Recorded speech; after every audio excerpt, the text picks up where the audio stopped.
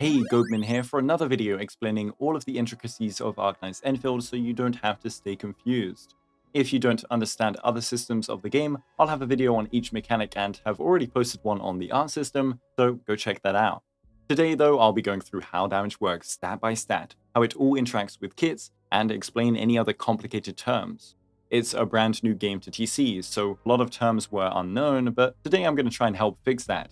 Like and sub for more Endfield content, and let's begin. So when you first open a character page, you see a lot of things. Their name, their class, their element, and more. But then you see a batch of 4 numbers, and these are our operator attributes. For every operator in the game, these 4 attributes will scale defensive capabilities. On the screen here is what they provide. You can get base HP, physical and arts resistance, and even a buff to incoming healing.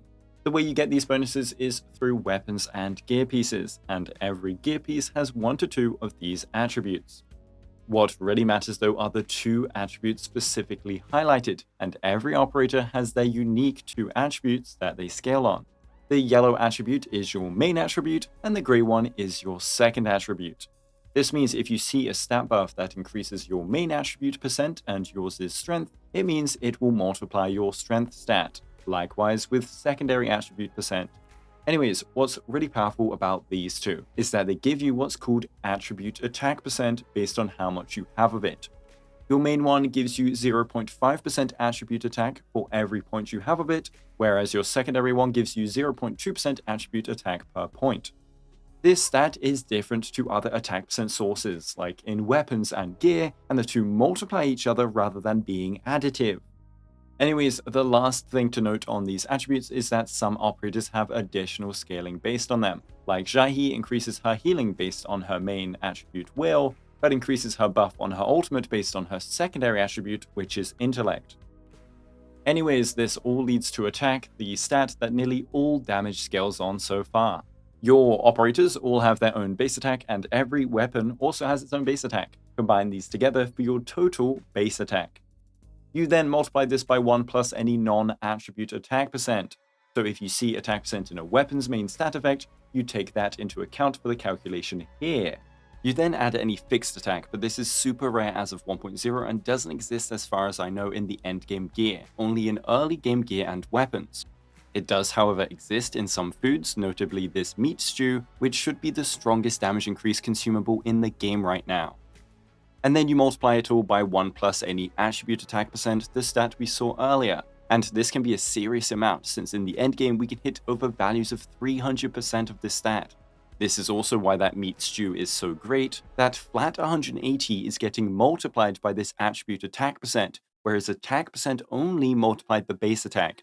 This flat attack is very rare, so in the future if we get more sources of this flat attack, like in support kits maybe, they should be really strong thanks to being scaled by this attribute attack percent. Though, non-attribute attack percent is still very strong, especially if not using food. So this all then multiplies up to form your total attack, and the higher your attack, naturally the more damage you deal. But you can have 10,000 attack on an operator and still deal little damage, because this attack stat will get multiplied by our ability multiplier. Every ability that deals damage has a multiplier stat that you can see in the ability matrix of an operator. Basics have their own scalings, battle skills, combo skills, ultimates, etc. Some talents have attack scalings. Arts reactions and bursts have an ability multiplier, all scaling off of attack too. You can also get an increase to specific multipliers in potentials. There aren't really many non-attack scaling ability multipliers yet. One rare example is Catcher has def-specific scaling in his kit, and Ember's ultimate shield scaling on her max HP. And stuff like healing, for example, is calculated by attributes rather than attack. Anyways, you therefore take your attack and then you multiply it by this ability multiply, if it's an attack scaling one, to get your base damage. But then comes the real storm of words and terms you might have seen already. Let's take it chill though and go step by step. It's all pretty simple. Critical multiply first basically means if your ability damage critically strikes, multiply it by 1 plus your crit damage. You can see if it's a crit because it'll literally tell you in game, and everything can crit except for damage over time effects. Now since crit damage is 50% for nearly everyone, you can consider it most of the time to just be a 1.5 times multiplier to your damage. Unlike most 3D gachas you're used to, critical rate and damage are not a thing you stack on every single DPS and spend years farming for. Crit damage is not a stat you can get outside of character kits like Yvonne, and so even if you had a lot of critical rate, your crit multiplier would still be fixed at a 1.5 times amount. People will still build crit and use crit stacking food to crit fish for showcases against bosses, but generally this stat is not yet worth it. Maybe operator kits and gear sets released in the future will change things up though. Next up are the damage percent bonuses: generic damage, type damage, ability damage, and damage versus staggered. These are all additive to each other, but altogether multiply with everything else before and after this section. Generic damage percent is just bonuses that don't specify anything. Take for example Last Right's Potential 1, which just says 20% damage that can apply to any final strike type. Type damage percent is just stuff like heat damage dealt, cryo damage, electric damage, nature damage, physical damage. And arts damage specifically buffs anything that isn't physical damage. And these only count towards your attack if your attack is of the same damage type. Ability damage is stuff like battle skill damage, ultimate damage, basic attack damage. And these obviously only multiply any ability that counts under this ability type. Ultimate damage won't buff your basics, for example. And all skill damage will buff all ability types, kind of like arts damage buffing all elemental types minus physical. Finally, damage versus staggered is just a stat that you can find on some gear, and this only applies when the enemy is staggered, which happens when you max out their stagger bar and stun them for a set duration. So despite it being limited to that moment, damage versus staggered pieces offer a much higher base stat amount to compensate and can be OP in some teams. So you add up your type damage on that attack with your ability damage on that ability, and if the enemy is staggered, you also add up damage versus staggered. This all becomes one big damage percent multiplier, and this gets diluted pretty quickly. Going from 0% damage to 100% damage is a 2 times damage increase, but going from 100% damage to 200% damage is only a 1.5 times damage increase. It is not diminishing returns, but instead dilution and opportunity cost. We want to balance out and get as many different stats as possible for our damage. So let's see how else we can boost it. Continuing with operator-based buffs, we have Amp multiplying on top of everything else. Jaihe has it on her ult, and Tao on his ult, and it is a pretty rare bonus as of 1.0.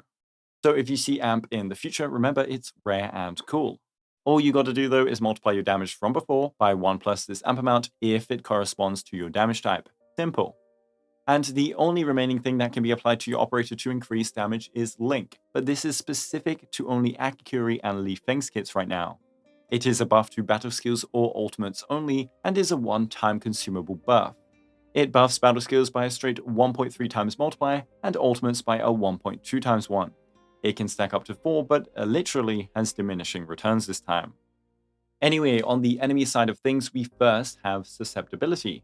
This is kinda like Amp, but on the enemy. Ardelia's battle skill can apply it, Antal's battle skill can, and Gilberta's ultimate likewise. Again, it is an easy 1 plus any sus sources you have, yes, I call it sus, multiplying on top of all other multipliers in this video. And damage taken acts in the exact same way, but is just a new and separate multiplier to Susceptibility. Having all these different terms and names for a similar effect is confusing maybe, but it means you just have many ways to amplify your damage and keep on scaling as kits get stronger. We then have the Stagger Multiplier. When an enemy is staggered, unless a specific enemy changes things, you have a 1.3 times damage increase to all damage done to them. Unleashing all your big damage abilities during this period is a very effective way to boost your DPS. Combined with the damage versus staggered stat talked about earlier in the video, and you can hit some crazy numbers. Finally, we have enemy resistance and defense as well as mitigation. Defense can mostly be ignored because we don't have def ignore or reduction just yet. Just know that your damage is reduced by half because of this def multiplier. So future sources that can interact with enemy defense stats could be very potent when they ever come out. As for resistance, every enemy has their own resistances that you can see in the database designated by letters. Most of them are resistance D though, and the earlier the letter in the alphabet, the more resistant they are to that damage type. Res, ignore, and reduction is a thing though, unlike with defense. Levitain, for example, has built-in heat resistance ignore, And the corrosion arts reaction as a whole reduces resistance. Now, since resistance reduces your damage, resistance reduction gets stronger the more resistance that an enemy has.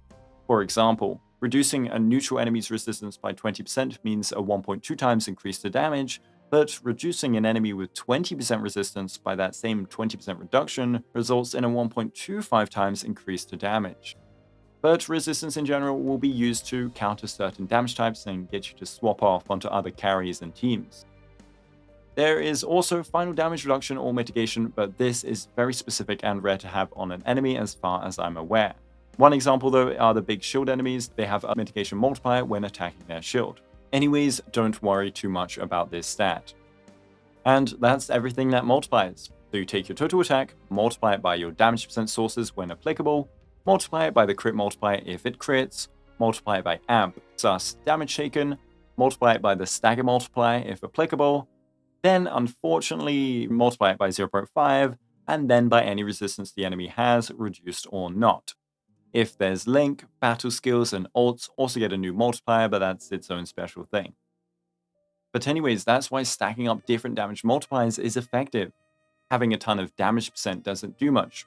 Having susceptibility on top, some amp, some res reduction from corrosion, some damage taken increase, maybe the enemy is staggered, you're boosting your attack with buffs, you're using a strong ability in general, all of these things will contribute to a larger amount of damage.